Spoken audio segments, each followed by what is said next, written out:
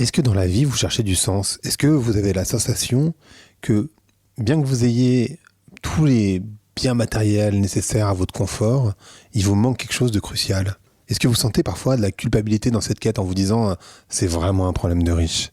Comment on fait la différence entre le moi et le soi? Pourquoi on va si mal? C'est quoi le lien avec la société? C'est toutes ces questions qu'on va traiter avec Inès Weber, qui est psychologue, qui est également la fondatrice du Centre Sésame, et d'un livre formidable qui s'appelle « Être soi, une quête essentielle au service du monde », sorti chez Gallimard. C'est une discussion qui va être passionnante, je sais que ça va vous intéresser, parce qu'on est tous et toutes dans ce genre de questionnement. Je vous laisse l'écouter. Allez, Vlan, c'est parti.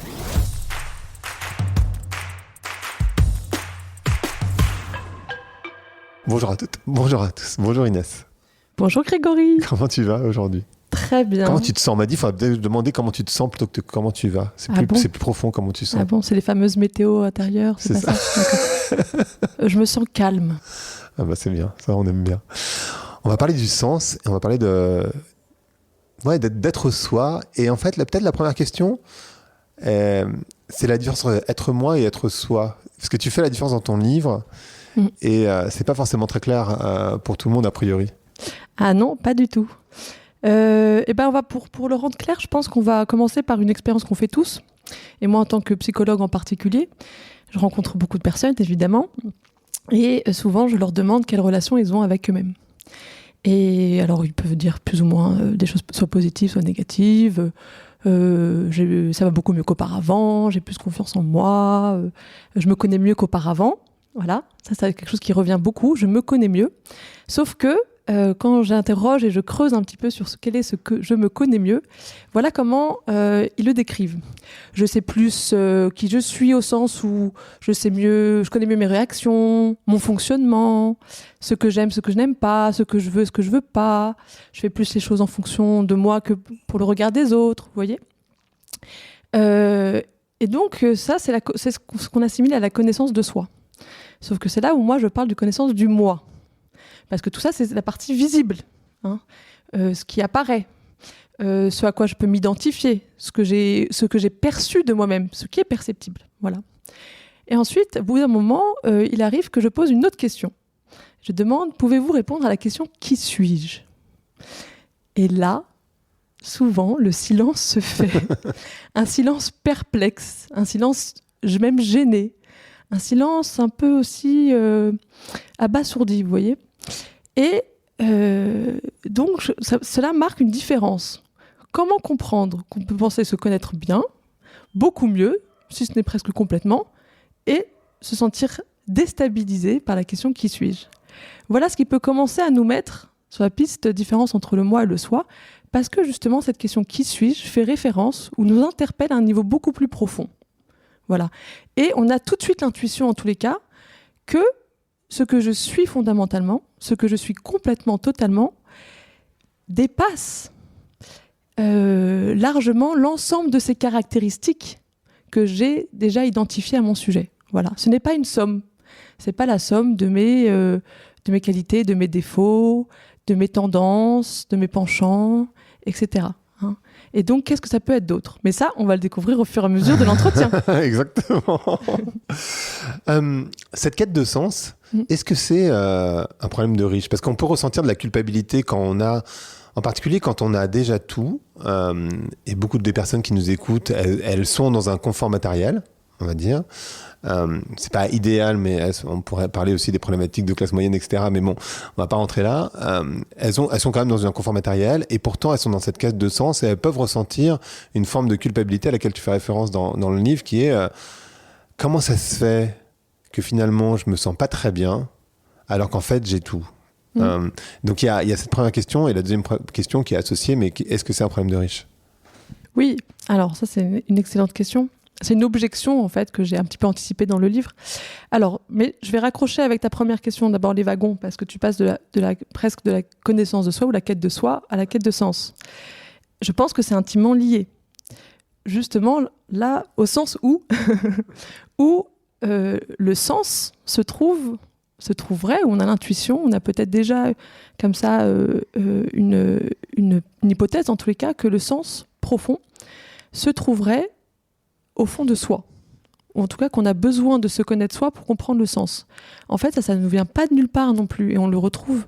Ce sont des grands, on va dire, des grands héritages culturels dont on a plus ou moins conscience, mais qui sont encore présents dans notre psyché collective, dirait Jung, vous voyez, qui est la grande phrase qui est attribuée à Socrate, qui est l'épigraphe du temple de Delphes: « Connais-toi toi-même et tu connaîtras l'univers et les dieux ». Qu'est-ce que ça veut dire ? Ça, c'est très important, parce que d'abord, on ne connaît plus que connais-toi toi-même. On oublie, et tu connaîtras l'univers et les dieux. Or, sans cela, avec cette amputation-là, on perd toute la subtilité et toute la profondeur et toute la vérité, sans doute, de cette proposition. Et cette proposition qui invite vraiment à une méditation très profonde et qui, sans doute, peut être interprétée... on peut passer une vie à chercher son interprétation et à la comprendre véritablement. Eh bien, en tout cas, nous donne une indication qui est que pour connaître l'univers et les dieux, ce qui symbolise dans l'univers de référence de Socrate ou de l'époque de Socrate, ça symbolise aussi la connaissance du tout, le sens suprême, la vérité, le mystère, la résolution du mystère de l'existence, de notre existence. Eh bien, il faut en passer par le connais-toi toi-même. C'est extraordinaire. Et donc, ça nous permet tout de suite de comprendre quelque chose d'important. C'est que d'abord que, en cherchant à se connaître soi-même, eh bien, finalement, on ne se prend pas pour but, au sens où ce n'est qu'un moyen pour se relier au tout, pas pour en rester à soi. C'est ça où ce serait la différence entre la connaissance du moi qui en resterait qu'à moi, je m'intéresse qu'à moi, et la connaissance du soi, c'est-à-dire que ce soit une connaissance qui se cherche, qui va suffisamment profondément en soi-même, pour en fait découvrir que presque au fond de nous-mêmes, il n'y a pas que nous-mêmes. Qu'au fond de nous-mêmes, il y aurait, c'est une image bien sûr, une porte qui ouvre vers bien plus grand que soi et qui reste mystérieux. On peut pas, tant que ça n'est pas une expérience, ça nous semble un peu même soit joli, soit un peu farfelu. Mais en tous les cas, c'est vraiment ce que nous transmettent les traditions de sagesse, chacune dans leur langage symbolique, métaphorique, allégorique. Et c'est à mon sens une proposition intéressante au moins à connaître aujourd'hui, là où beaucoup de gens s'engagent dans la recherche du retour à soi, pour mener cette recherche au plus loin. Qu'on considère ensuite, une fois qu'on connaît ces propositions-là, qu'on a envie ou non de les prendre au sérieux et d'en faire un certain usage ou s'en inspirer dans sa propre démarche. Mais en tous les cas, ne pas la connaître du tout, à mon avis, c'est déjà s'engager dans ce travail en étant, biaisé quelque part. En tous les cas, démunis, peut-être trop démunis pour véritablement le conduire quelque part. Et d'ailleurs, c'est vrai, tu as raison, juste je reprends ta remarque, j'aurais dû faire le lien entre, c'est quoi le lien entre la quête de sens et être soi. Mais en fait, j'ai l'impression que quand tu décris ça, moi je vois beaucoup, je sais pas le mot en français, alors attends, c'est horrible de dire ça comme ça, mais j'avoue, je sais pas le mot en français, l'écueil, voilà, du développement personnel, qui tourne vraiment beaucoup dans une quête égotique. Enfin, moi je retrouve ça beaucoup dans des gens qui suivent un certain nombre qui lisent des bouquins, qui font des retraites, etc. Il y a beaucoup cette quête égotique qui reste dans le moi et qui va pas dans le soi. Parce qu'en fait, même quand tu retournes dans la guitare, en fait, le lien à soi, il est là pour être avec le lien aux autres et le lien à la nature. Mais en fait, c'est vraiment un moyen et pas une fin. Tout à fait. Alors, absolument, ça c'est une phrase que j'aime beaucoup du philosophe Martin Buber, je ne sais pas si on dit Martin, non, dans le livre qui s'appelle Le chemin de l'homme, qui est un petit trésor, je le recommande à tout le monde, vraiment un petit trésor de sagesse, c'est très simple, très universel, c'est extraordinaire, où il dit commencer par soi, mais non finir par soi, se prendre pour point de départ, mais point pour but. Ça me semble très important. Et ça me permet d'aller vers ce que tu disais au départ, c'est-à-dire que résultat, ça nous indique quelque chose aussi là, c'est qu'il y a une certaine attention à soi, qui n'est pas égoïste ou égocentré, mais à quelles conditions ? C'est-à-dire qu'il faut avoir une vigilance par rapport à ça. Si on en croit à Martin Buber, il ne nous dit pas ni commencer par soi, ni se prendre pour but. Là, on pourrait considérer que c'est très beau en soi, enfin, je ne sais pas, que c'est de l'abnégation, etc. Mais c'est sans doute se priver de notre principal moyen. Qu'est-ce que je vais offrir au monde si je m'ignore, je ne m'habite pas, je ne sais même pas comment utiliser mon instrument de cette façon, dans cet grand orchestre. Bon, c'est tout à fait dommage. Ensuite, en revanche, si c'est je commence par moi et je me prends pour but, pour seul but, bon là peut-être qu'on est plus proche de la définition ou du risque de l'égoïsme, de l'égocentrisme. Voilà. Alors, pour cela, tu as raison, c'est une des raisons pour lesquelles j'ai vraiment voulu écrire ce livre, c'est parce que comme toi, j'observe qu'il y a un regain d'intérêt pour le retour à soi, sous plein de formes, qui prend plein de formes, plein de chemins, à travers les thérapies en tout genre, le coaching, le succès du coaching, le succès du yoga, de la méditation, même ça va jusqu'à un certain retour au spirituel, parfois sous des formes religieuses, parfois sous des formes plus New Age, etc. Ça ne m'étonne pas du tout, parce qu'on est dans un état de société où en effet ça manque cruellement, c'est-à-dire qu'on est dans un tel vide de sens, on est allé au bout du modèle de réussite et du modèle idéalisé d'un certain un modèle de vie, de société, qui était matérialiste et où on pensait tout simplement que plus on aurait de confort matériel, plus on aurait les moyens de répondre à tous nos envies du moment et de mener une vie hédoniste, etc. Eh bien, on serait heureux.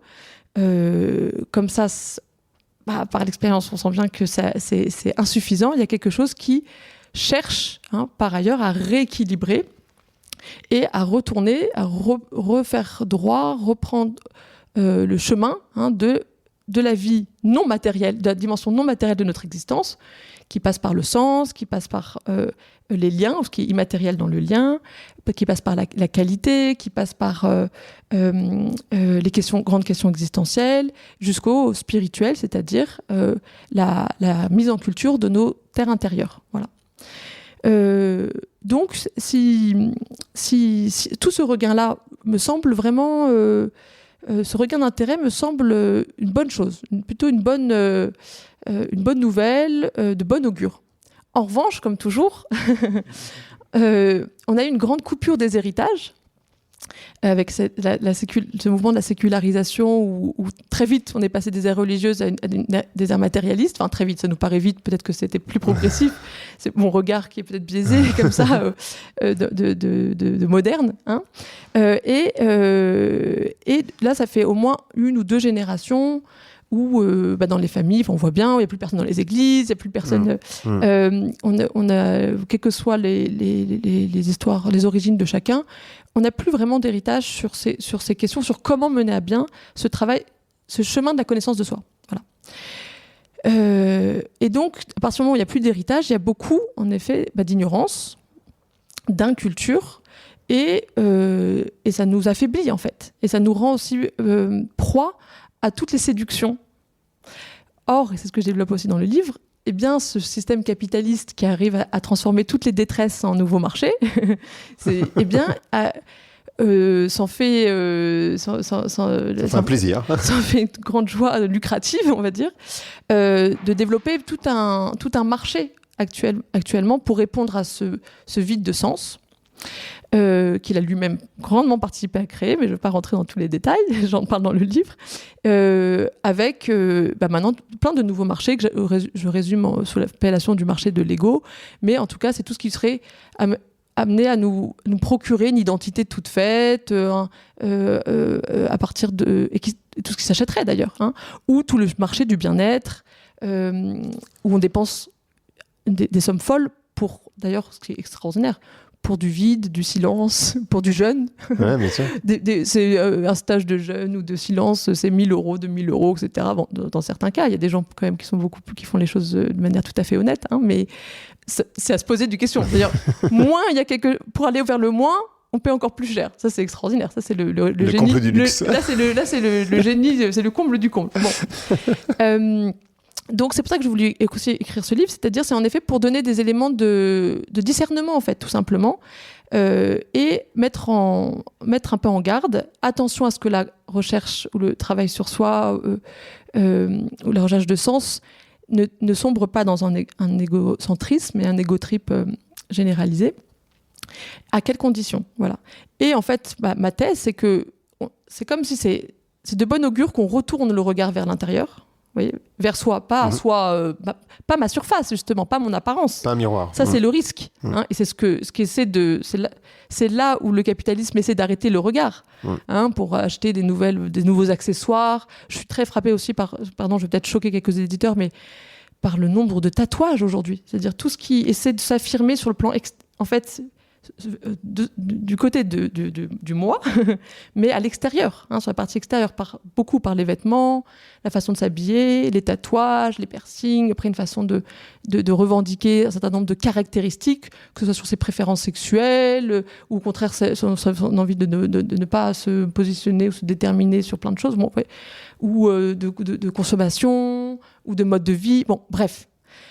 Et ma mise en garde, c'est attention, qu'on retourne le regard vers soi, c'est très bien, l'attention vers soi, très bien, mais pour dépasser, pour percer la pellicule de l'apparence, et creuser, aller très très très très loin en soi, il s'agit d'aller très très loin en soi, jusqu'à justement des parties insoupçonnées de notre être, où là gît vraiment le levier d'une libération.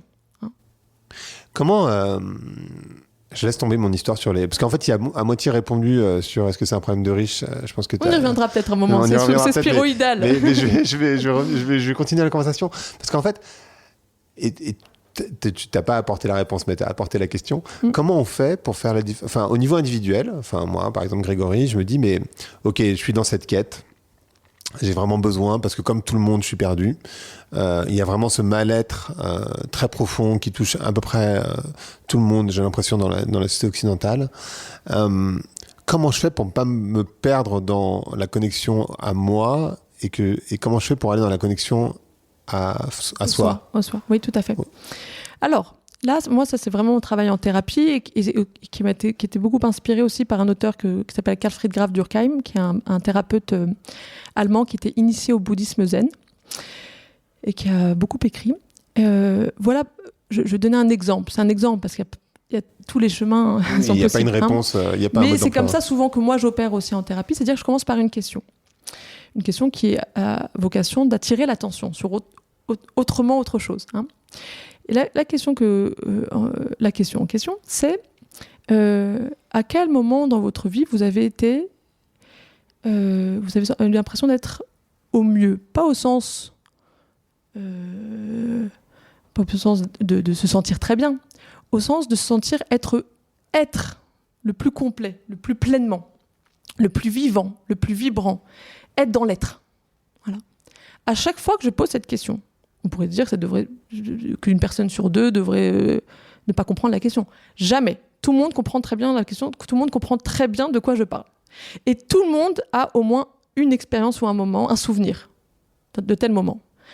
Et donc ça va être quand j'étais dans les Alpes face à l'immensité de l'horizon, ou quand je surfais telle vague à telle vacance, ou ce moment de famille, une réunion familiale à telle occasion où il y avait quelque chose qui est passé, de très puissant, on était vraiment comme en communion, ou des moments beaucoup plus presque ordinaires. J'avais quelqu'un qui m'avait répondu, je me suis toujours retenue, quand je bois mon café sous mon tilleul et que j'observe la volute, je contemple la volute, etc. Ou quand je prends soin de ma petite jardinière. Bon, tout le monde a des exemples. Et là, je leur demande toujours, après, de préciser. Comment vous étiez à ce moment-là? Quelle a été votre expérience? Racontez-moi. Là aussi, on retrouve beaucoup de choses qui sont communes. On retrouve les mêmes thèmes, les mêmes principes. Là, je pense plus à rien. J'étais dans l'instant présent. Je pensais plus à rien. J'étais dans l'instant présent. J'étais complètement absorbée. J'étais complètement dans ma bulle. Chacun le dit à sa façon. Où j'ai l'impression qu'il n'y avait plus de frontières entre moi et le reste, comme si on n'était qu'un, etc., etc. Donc là, j'engage à porter une attention très, très, très précise à ces moments, parce que, vous voyez, là, ça nous permet de passer de la théorie à l'expérience. C'est-à-dire, ça, c'est ce que dit Karl Friedrich Graf Durkheim, il dit ces moments sont des percées de l'être essentiel ou du soi.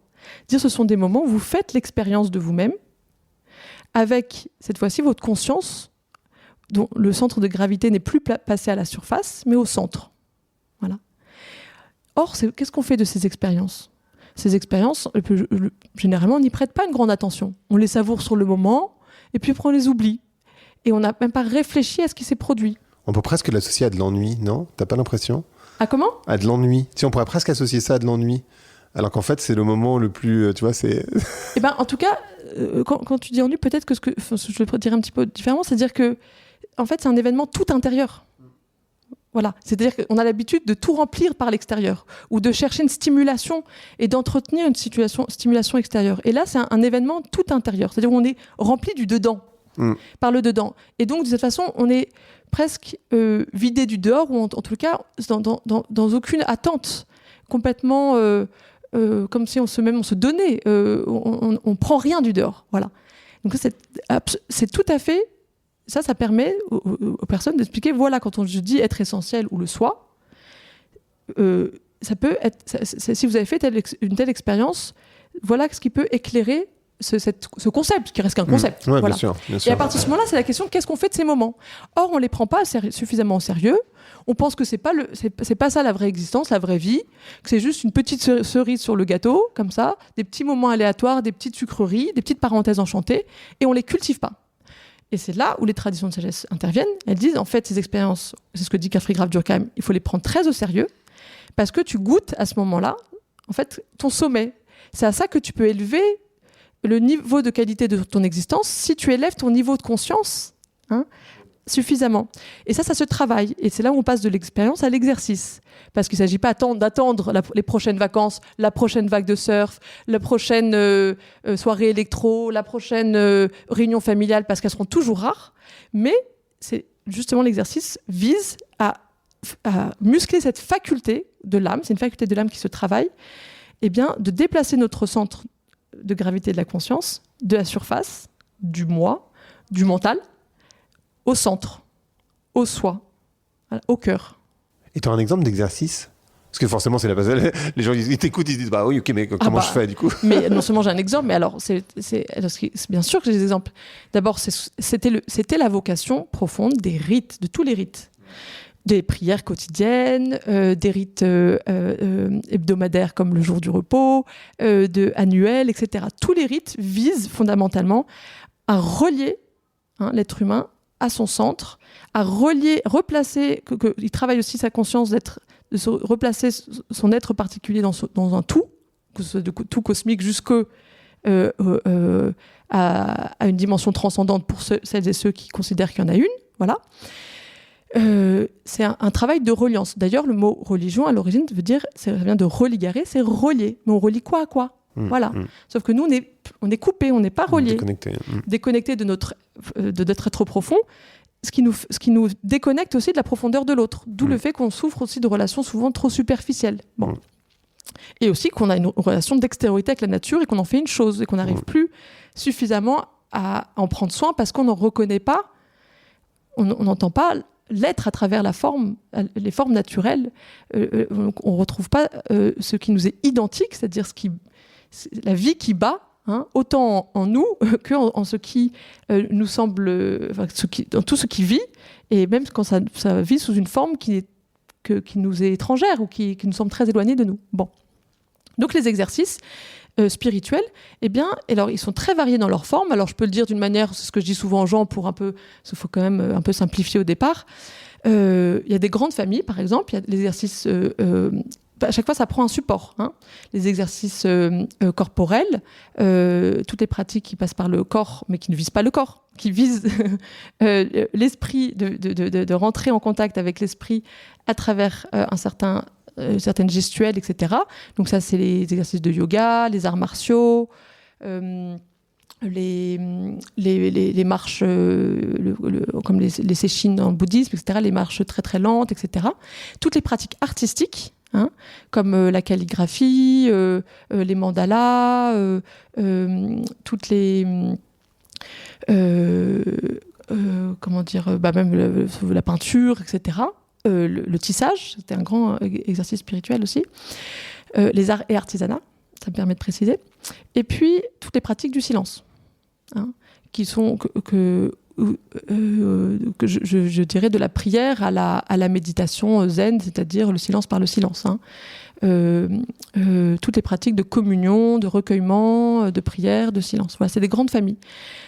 Quoi qu'il en soit, en fait, moi c'est à ça que je travaille aussi avec les gens que je reçois, c'est qu'il s'agit de chercher leur exercice. Alors bien sûr qu'on peut s'inspirer des exercices issus de ces grandes traditions parce qu'ils viennent, je veux dire, ils ont une sagesse, ils ont une intelligence. C'est comme s'ils avaient été expérimentés par des milliers, des milliards peut-être d'êtres humains et qu'ils ont été résultats confirmés par l'expérience par empirique. L'expérience. Donc on aurait tort de s'en priver.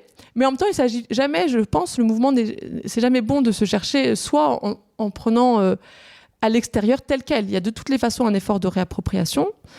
Et puis, après, il s'agit de chercher dans sa vie qu'est-ce qui s'y prête. Et moi, j'interroge les gens, justement. Et c'est à partir de cette première question qu'on vous rend compte ce qui va être des candidats à l'exercice spirituel. Beaucoup de gens vont répondre quand je joue de la musique, aussi quand je fais de la couture ou du dessin, ou quand je marche toute seule dans mon petit pâté de maison, etc. Et donc là, je vais les aider à considérer que ces moments ne sont peut-être pas que récréatifs, qu'un loisir ou qu'un divertissement, mais ont peut-être un potentiel. En fait, ce qui s'y joue est beaucoup plus important, mais ils n'en ont pas conscience. Et que après, il s'agit de les transformer de candidats à l'exercice spirituel en véritable exercice spirituel en y mettant un surcroît d'intention et d'orientation. Et donc là, ça demande un peu de culture, c'est-à-dire de comprendre ce que c'est, de se renseigner, et puis après de s'en inspirer pour sa propre création ou recréation de notre exercice. En fait, ça me fait penser... Moi, quand je t'écoutais, je me disais, moi, ça me fait ça quand je nage. Je nage beaucoup, je nage depuis que je suis jeune. Donc, c'est un exercice physique, mais en même temps, j'ai l'impression que pour moi, c'est un exercice méditatif. Tout à fait. Parce qu'en fait, j'ai tellement l'habitude de nager que c'est pas un effort physique. Enfin, c'est un effort physique, mais en réalité, c'est complètement méditatif. Je peux pas faire autre chose en même temps. Et c'est une méditation active. On a toujours tendance à penser, quand on pense méditation, quelqu'un qui est assis, les jambes en tailleur. Mais en fait, tout ce que tu décris, c'est des formes méditatives. Oui. Et donc la méditation, quelque part, d'une manière ou d'une autre, c'est ça qu'on va aller chercher. En fait. Alors oui, donc c'est important que tu dises le mot d'ailleurs maintenant qui est à le vent en poupe. Donc la méditation, ce n'est pas juste la pratique de la méditation telle qui est un exercice spirituel plus particulier dans le bouddhisme, par exemple. La méditation, si on l'emploie là pas de manière particulière mais plus générale, c'est un mot, il faut revenir à la racine, qui vient dans la racine, et le mot est med, M-E-D. Et c'est centre. Donc toute pratique devient méditative à partir du moment où elle nous ramène vers le centre. Donc c'est pour ça que c'est pas du tout, quand on dit je médite, c'est pas forcément qu'on va tous devenir des bouddhistes, pas du tout. Donc il y a le mot méditatif, il y a le mot contemplatif. On retrouve, c'est tout à fait ça, et donc c'est là où c'est très différent pour nous, parce que nous, les modernes, de cette façon, on est très yang, on est très dans l'action, tourné vers l'action, et même quand on veut améliorer son sort, son existence, on est tout de suite, son premier réflexe, c'est d'être dans l'action. Je vais changer des choses, je vais rajouter des choses, etc. Je vais faire ci, je vais faire ça. Alors que, notamment la sagesse orientale, nous dirait attention. Mais en fait, on retrouve ça dans toutes les sagesses, c'est jamais le monopole, mais chacune a un peu un génie propre de mettre plus ou moins en avant, ou plus ou moins faire résonner plus ou moins fort une vérité. Les sagesses orientales vont dire...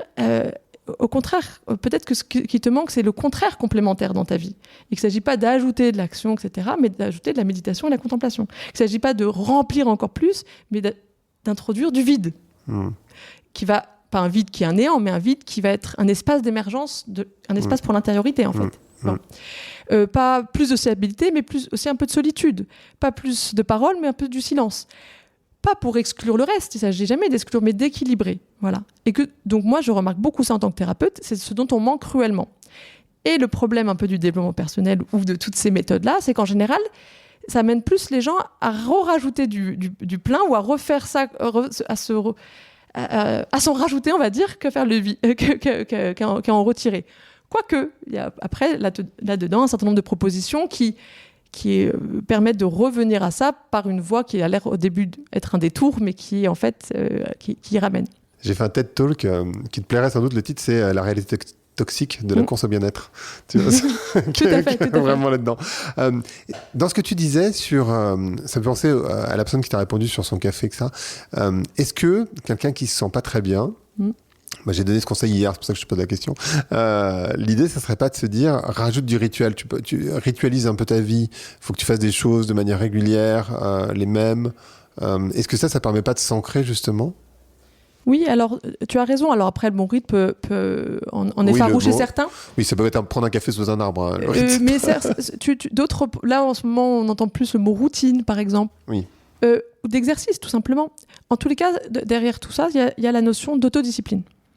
Et en fait, là, c'est assez important parce que je vais expliquer. En fait, une des raisons principales de notre mal-être aussi, c'est que, en fait, on s'est construit et développé dans nos éducations, à la fois culturelles, liées à des éléments culturels et peut-être parfois plus particuliers, plus particulièrement familial, à toujours faire les choses par rapport à l'extérieur. Voilà. Donc par rapport à des exigences extérieures, des contraintes extérieures ou des désirs extérieurs. Et donc on s'est comme ça adapté, moulé ou tout simplement été influencé. Et au bout d'un moment, c'est là où on s'est perdu de cette façon. Et aussi, on a, résultat, développé la capacité à s'astreindre à quelque chose que quand c'était imposé, que contraignant. Alors ensuite, on veut réagir à ça, on veut s'en libérer, mais l'écueil ou le risque, c'est de tomber, c'est-à-dire de vouloir sortir de toutes les contraintes extérieures, mais après tomber pour le coup dans une mollesse, une paresse, une oisiveté, ou en tout cas pas savoir par quoi remplacer. Et donc là, ce qui est important, c'est l'idée qu'il ne s'agit pas, on ne sort ou on ne se libère des contraintes extérieures que par la contrainte intérieure. Et la contrainte intérieure, elle est paradoxale parce qu'en fait, ça reste une contrainte au sens où c'est un effort. C'est aussi c'est quelque chose auquel on s'astreint, etc. On doit se tenir. Mais ça nous est dicté du dedans, donc de nous-mêmes. De notre maître intérieur ou de notre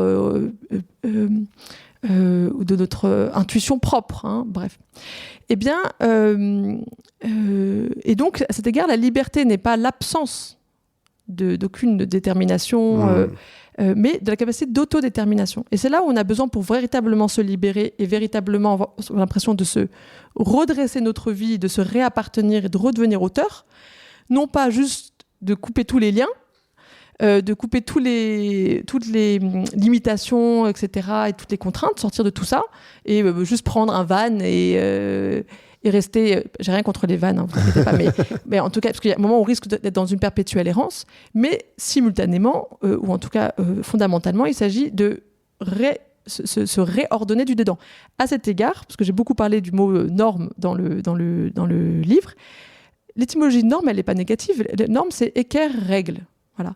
Notre problème, où la normalité devient presque pathogène, quand les règles viennent que de l'extérieur. Hein. Or, il s'agit d'opposer, en tout cas, aux règles extérieures, aussi la voie intérieure, les règles intérieures. Mais il s'agit bien d'entrer quand même, de rester dans le régime de la loi. Et la loi intérieure, elle est en fait beaucoup plus fidèle aux lois de la vie. Hein, donc on n'est pas juste à vivre selon son propre petit désir. C'est là où c'est pas non plus un égo trip.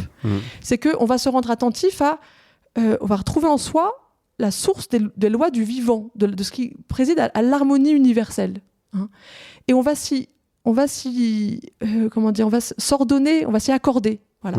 Donc on fait pas que mon petit plaisir sur le moment ou ce que je veux, hein, mais on fait ce qui est nécessaire. Là, c'est une grande notion qui n'est plus très moderne, qu'on retrouve beaucoup chez Platon, qui est la nécessité. Hein, voilà. Donc, j'obéis à la nécessité. Hein.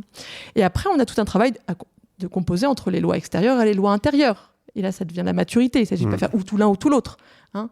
Mais en tous les cas, qu'il y ait presque une discussion, un débat et des compromis qui doivent s'effectuer en bonne intelligence. Voilà. Et tu parlais tout à l'heure des tatouages et des piercings. Et de manière assez intéressante, c'est une manière de distinguer, et en réalité, quand tu regardes et que tu prends la bigger picture, quoi, l'image de haut, en fait, c'est surtout une manière de se conformer. Puisqu'en fait, tout le monde a des tatouages et des piercings aujourd'hui. Donc en fait, ce qui serait original, entre guillemets, ça serait de ne pas en avoir. Enfin, quasiment, oui, on va dire. Ça peut se retourner. Mais en soi, c'est-à-dire...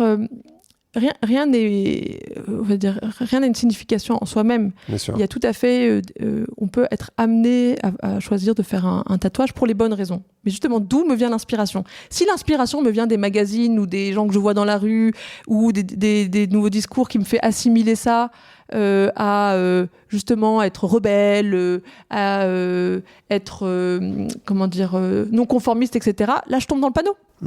Si en revanche, ça vient de tout à fait autre chose, si c'est le fruit de quelque chose qui d'abord a mûri, donc il s'agit de ne pas le faire de manière sur un coup de tête, comme c'est souvent le cas, voilà, qui a mûri, que je sens, qui m'a été inspiré du dedans, et que je sens qui a vraiment un sens différent, qui m'est propre, qui est affranchi même du regard des autres. D'ailleurs, je vais peut-être pas le mettre quelque part qui se voit le plus possible, etc. Et ben ça peut être juste, hein. Mais c'est délicat.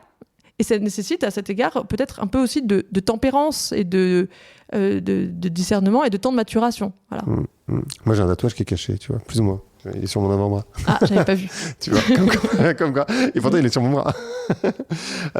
En fait, tu parles dans le livre de l'hypernormativité de la société. Et c'est là où je voulais t'emmener, en fait. C'est-à-dire que ce qui est assez original, c'est que dans cette volonté d'être soi, en fait, ce que tu expliques, c'est que on devient hyper normal. Enfin, il y a cette hypernormativité. Tu peux nous en parler un tout petit peu ?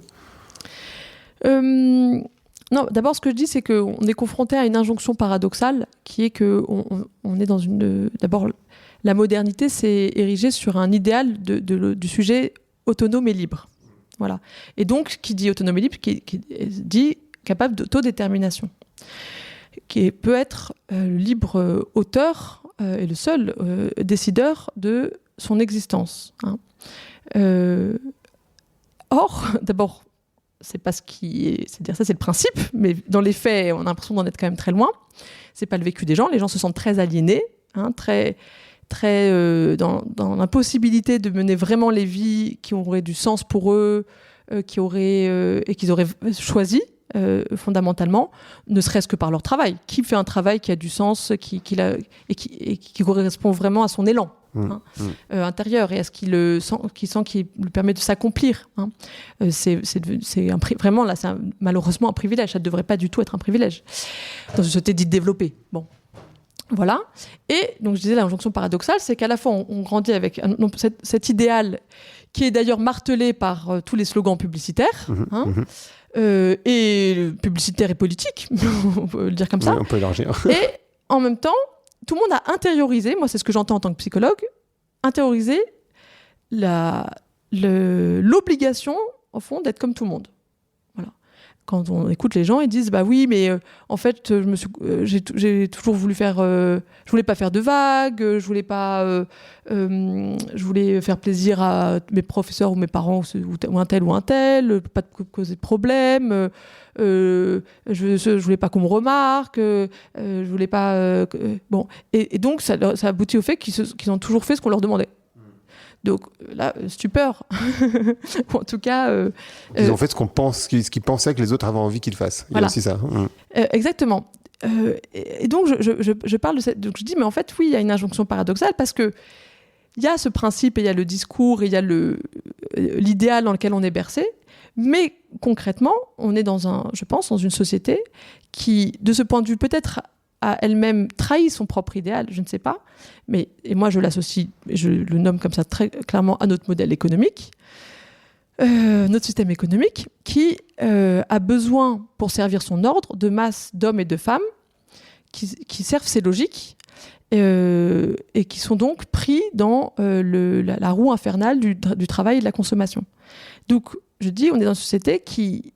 Et tout y participe, même l'éducation, plus ou moins consciemment, je ne sais pas, mais après, les choses s'engendrent ou s'enchaînent, forcément, s'influencent réciproquement, qui ne vise pas et qui ne favorise pas le niveau de développement ultime de chaque individu, mais utile. Voilà. Et donc, on cherche... Ce qui est visé fondamentalement, c'est pas que chacun devienne qui il est, s'accomplisse, réalise son plein potentiel, mais qu'il participe à l'effort collectif de production qui bénéficie à l'enrichissement de quelques-uns, voilà, et qui servent les intérêts du marché. Voilà pourquoi je pense que c'est une grande cause de mal-être qui n'est pas imputée à nos parents ou à nos ancêtres, comme le fait parfois la psychanalyse, nous fait chercher que la cause de nos mal-être que du côté personnel de notre histoire infantile ou de notre généalogie, mais qui est collective et politique. C'est vraiment l'auteur qui en parle le mieux, qui en parle très bien, c'est Erich Fromm, notamment dans son livre Société aliénée, Société saine. Voilà. Ça fait penser à une invitée que j'ai reçue qui s'appelle Sama Karaki, qui est neuroscientifique et qui défend beaucoup cette idée en disant en fait, le mal-être, il est social, il n'est pas individuel. Et en fait, de se sentir mal dans une société malade, entre guillemets, c'est plutôt être un sujet sain. Oui, alors, sauf que moi, à ça, j'ajoute encore quelque chose, parce qu'il faut toujours tenir les choses ensemble. Bien sûr. Sinon, on bascule dans une forme de facilité. Et dans mes suivis personnels et dans le livre, je tiens toujours à le dire. C'est-à-dire, je pense que c'est très important de comprendre qu'on est en fait aussi nos problèmes, nos maux, nos frustrations, etc. sont les symptômes aussi des déficiences culturelles, socio-culturelles. Mais il ne faut pas que ça nous déresponsabilise complètement. C'est-à-dire qu'en même temps, le propre de l'être humain, c'est que, et ça c'est même notre génie, c'est-à-dire qu'on est capable de transformer le plomb en or. C'est-à-dire que de toute situation, même qui a l'air impropre au départ, même qui a l'air impossible, eh bien, on est capable de la réorienter et d'en faire presque la meilleure des occasions. C'est ça dont nous parlent les traditions de sagesse. Et que d'ailleurs, à cet égard, il ne s'agit pas non plus d'idéaliser les autres périodes, ou même un passé originel qu'on va idéaliser, ce qui est aussi maintenant une nouvelle mode d'idéaliser les peuples premiers, etc. Et se dire que c'est ça, qu'il faut absolument retourner en arrière. Non, pour moi, la solution est toujours dans l'avant. Il y a beaucoup de réajustements à faire et on peut s'inspirer, bien sûr, d'un certain nombre d'éléments dont ils sont représentatifs et qui nous manquent cruellement, mais il s'agit de les réintroduire dans nos vies, dans notre monde, d'une façon nouvelle, renouvelée. Sinon, on devient conservateur ou réactionnaire, ou on régresse, la régression collective. Donc, c'est à cet égard, et c'est pour ça qu'il y a un vrai travail avec soi et le travail spirituel peut tout à fait aboutir. Sinon, ça ne servira à rien. On arrête tout. Soit on arrête de voter, soit on fait une révolution. Bon. C'est-à-dire, même quand il faut mesurer les adversités à ce qu'on recherche profondément, extérieur, mais ensuite, pour mieux, justement, se cheminer, pour mieux décider de nos leviers, de nos moyens d'action. Et ça, c'est ce que disent vraiment toutes les traditions et les grands penseurs que j'ai beaucoup cités dans le livre. Certains grands penseurs, c'est que voilà, la liberté se gagne d'abord à l'intérieur. Et qu'à partir du moment quand on se libère vraiment du dedans, il y a quelque chose qui nous libère aussi, en tout cas qui réduit le coefficient d'adversité des choses. Voilà, énormément. Le coefficient d'adversité des choses, c'est Jean-Paul Sartre qui en parle. Donc, ça ne veut pas dire qu'on n'a rien à faire. Et que, attention, je pense que il y a deux, bien sûr, il y a deux, ce qui ne nous aide pas, en tout cas deux freins ou deux gros obstacles à notre devenir soi, véritable, pas moi mais soi, fondamental, un soi qui est plus grand que soi, eh bien, c'est, certes, c'est les contraintes extérieures, l'état de société et vraiment le système économique qui est anti-humaniste, voilà, moi je le dis comme ça, anti-humaniste, anti-spirituel, morbide, il fait dans le sens où il va dans le sens contraire de ce qui est bon pour la vie.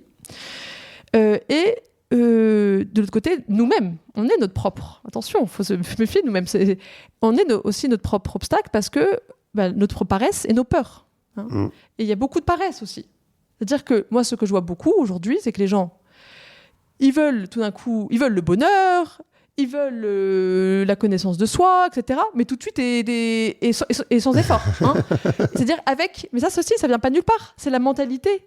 C'est-à-dire, malheureusement, on est pétri de la mentalité dont on essaie de se défaire. C'est-à-dire le capitalisme qui nous a tellement, qui nous fait penser que la consommation, on a tout de suite ce qu'on veut maintenant.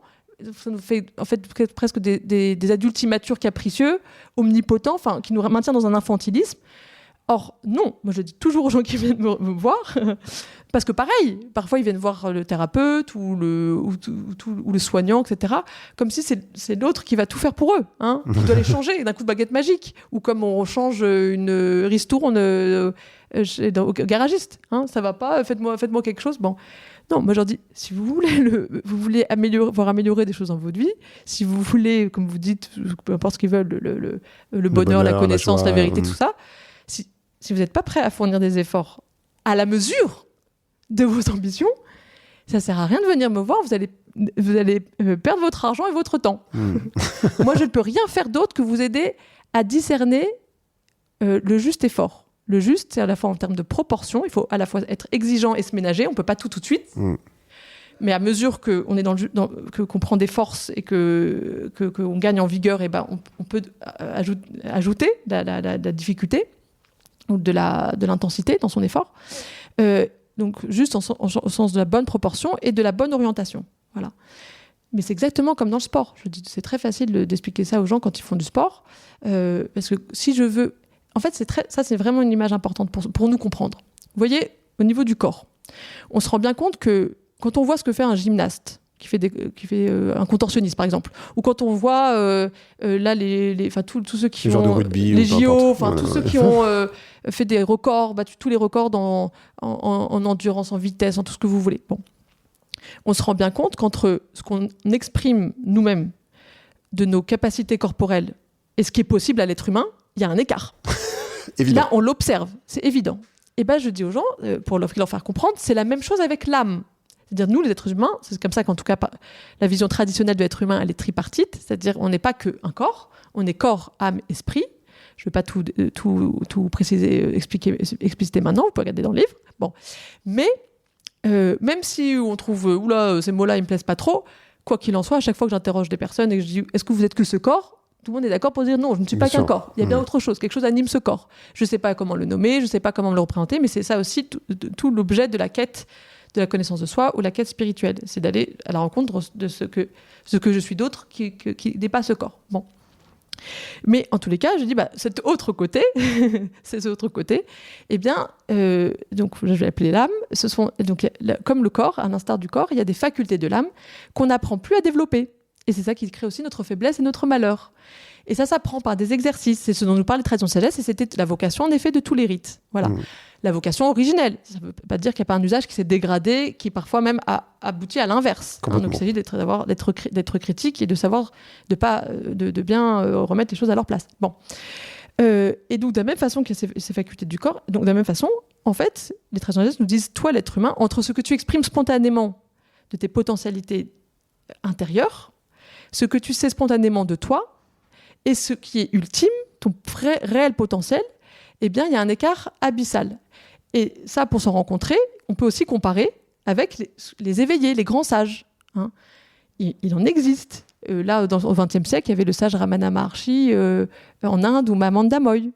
Et même sans aller, si on considère qu'on les considère pas comme des sages ou des éveillés, on en trouve souvent dans notre entourage des personnalités, des personnes dont on trouve qu'elles ont un niveau de qualité humaine plus importante que les autres. Elles sont plus raffinées, on sait même pas, c'est comme plus rayonnantes ou plus justes. On sait pas trop à quoi ça tient, mais juste on les admire, etc. Rien que ça nous montre qu'il y a un écart et que on peut soit on se dit elle est bien née, moi je suis pas bien née, ou elle a été douée de ça à l'origine et moi non. Les traditionnels disent non. On est tous égaux c'est-à-dire égaux au sens où on a tous le même potentiel, mais on va l'activer plus ou moins, certes en fonction d'un environnement qui est plus ou moins favorable, mais aussi en fonction de notre effort. Voilà. Et donc il s'agit, si on considère qu'on veut atteindre ou se développer sur le plan de l'âme, de nos facultés d'âme, eh bien, c'est par les exercices et la vie spirituelle en général. Il y a le temps de l'exercice en particulier, mais après, c'est toute la vie qui est un exercice. C'est-à-dire consacrer sa vie, tout tourner vers ce qui a du sens, ce qui est l'essentiel, ce qui participe à nous élever, etc. Exactement comme un sportif ne va pas mener n'importe quelle existence. Tout va être tourné vers son effort, vers ce qu'il vise. Hein. Son régime alimentaire, son mode relationnel, ses modes relationnels, tout va participer, sinon il n'y arrivera pas à atteindre des sommets. Tout son temps va être... Exactement. Et c'est ça que ça implique. Or, les grandes écoles l'équivalent des grandes écoles sportives, mais pour les facultés de l'âme, eh ben, c'est nos sagesses anciennes. Mais je pense, même dans nos héritages proches, à la Grèce antique. Hein. Pas besoin d'aller chercher des choses très, très éloignées de nous du tout. Il suffit de lire Pierre Hadot sur l'exercice spirituel dans la philosophie antique. C'est extraordinaire. Hein. Et ça se manifestait notamment par l'exercice des vertus, en particulier. Voilà. C'est quoi le rôle de l'école? Tu en as un tout petit peu parlé. Est-ce que l'école, elle est hyper normative? Moi, j'ai l'impression que l'histoire des bonnes notes en particulier, c'est déjà un système où on t'apprend à te contraindre dans un système, tandis que finalement, on sait maintenant très bien que ce qui est important chez un enfant, c'est la manière dont il arrive au résultat, pas tant le résultat en lui-même. Et je me posais la question de savoir si l'école n'était pas justement une fabrique à être moi et pas à être soi. Et encore, peut-être une fabrique à être on. Oui. Malheureusement. Mais ça, je pense... Alors, d'abord, c'est difficile... il s'agit d'être critique, mais d'être nuancé, parce que... Chaque professeur est différent, etc. Bon, d'abord, je suis bien placée pour le savoir, mais parce que mon compagnon travaille à l'Éducation nationale et c'est des millions... c'est des millions d'élèves et des millions de professeurs, etc. Donc, évidemment, il y a une grande variété dans tout ça. Et que, aussi, quand même, l'objectif de l'école en tout cas, une des vocations qu'elle assume, c'est que tous les matins, il y a des milliers d'enfants qui sont rassemblés et qu'il y a quand même un effort d'éducation qui est effectué à très grande échelle, sur le long terme. Et ça, c'est, je veux dire, déjà remarquable. Hein, et qui va être plus ou moins bien effectué en fonction, en effet, des personnalités et après aussi des politiques. Hein. Après, je constate aussi, mais je pense que c'est parce que ça concerne tous les milieux, pas que l'école, même le milieu je trouve beaucoup attention à ça, le milieu du soin et les milieux de soins psychologiques. Attention, les courants de psychologie qu'on apprend sur les bancs de l'université, eh bien, c'est pas ceux. Je pense que c'est ceux qui participent le plus encore à favoriser le système en place. Hein, parce que on nomme tel ou tel professeur en fonction aussi de si ses idées et si son enseignement va contribuer dans le bon sens, quoi, hein, ou non. Voilà. Donc ça concerne à mon avis tous les milieux. Donc on a tous à être autocritiques vis-à-vis de ça. Et qu'on fait une grande fabrique du on qui après essaie d'évoluer en moi.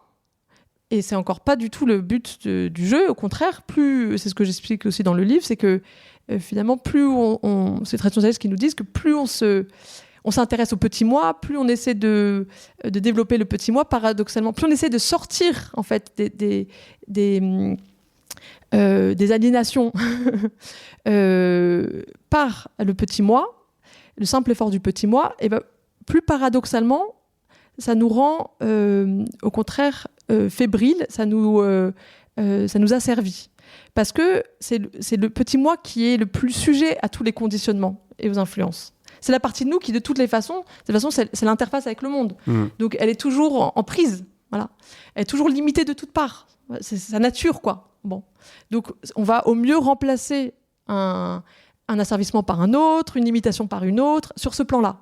Ce que nous, c'est très essentiel, c'est dire, c'est pas par les moyens du moi que tu vas libérer le moi, c'est par la connexion et la connaissance du soi que tu vas pouvoir te libérer entièrement. Voilà. Ou en tout cas, te libérer profondément, même si après, tu resteras en partie un moi qui doit composer avec les données de son temps. Bien sûr. Platon ou Ramana Maharshi, c'était des sages, ils étaient totalement... ils étaient sans doute complètement... non atteint par rien, et en même temps ça peut empêcher Ramana Maharshi d'avoir un cancer, d'avoir des procès, d'avoir il faut pas idéaliser, hein. C'est-à-dire que la sagesse ne prémunit de rien sur le plan mondain ou de la vie extérieure, hein. Mais c'est comme si ces gens avaient réussi justement vivent simultanément sur un tout autre plan où là, ils sont hors d'atteinte. Voilà, donc c'est simultané, c'est deux plans simultanés. Bon. Et c'était quoi ta question ? La question, c'est sur l'éducation. Ah oui, voilà. Donc, je pense que, en effet, tu dis une fabrique d'œufs. Oui, en grande partie, en tous les cas, on est très loin on est très. Ce sont les logiques qui dominent à l'école, voire les façons d'enseigner aujourd'hui, mais comme la façon de soigner, etc., est complètement pétrie de des mentalités dominantes actuelles et de la vision de l'être humain actuel qui, tout simplement, ne reconnaît chez l'être humain que sa partie visible, corporelle, matérielle, que ses aspirations primaires, hein, de besoins de sécurité, de confort, d'appartenance, la fameuse théorie de Maslow. Et donc, ça va engendrer toutes les formes correspondantes. Hein, donc, on ne peut pas s'en étonner. Voilà. Mais simultanément, il y a beaucoup d'initiatives qui tentent de rééquilibrer, de faire exister autre chose dans les pédagogies nouvelles. Donc peut-être que c'est quelque chose qui est en train de se préparer, qui est en gestation et qui va tout d'un coup pouvoir après essaimer à grande échelle, on l'espère. On espère. Merci beaucoup, c'est hyper intéressant. Je pense que je pourrais continuer pendant peut-être pas des heures, mais au moins quelques heures quand même. Ce podcast s'appelle Vlan, donc je voudrais savoir à quoi tu veux ouvrir et où claquer la porte. Ça très facile pour moi, parce que plus je parle, dès que je parle, et pourtant je suis bavarde, vous avez entendu, ça me donne toujours envie de claquer la porte aux mots et d'ouvrir la porte du silence. Ah, parfait. Merci beaucoup Inès. Au revoir. Merci d'avoir écouté Vlan. Si vous avez aimé l'émission, n'hésitez pas à mettre des étoiles sur vos plateformes de podcast préférées. Vous pouvez aussi partager l'épisode sur vos réseaux sociaux, Instagram Stories, Facebook, LinkedIn, où vous voulez. Je suis Grégory Pouy. Vous pouvez me retrouver sur l'intégralité des plateformes sous le nom Greg from Paris. Si vous avez des idées pour des invités, si vous avez des commentaires, n'hésitez surtout pas à m'envoyer un message. Allez, merci et à bientôt.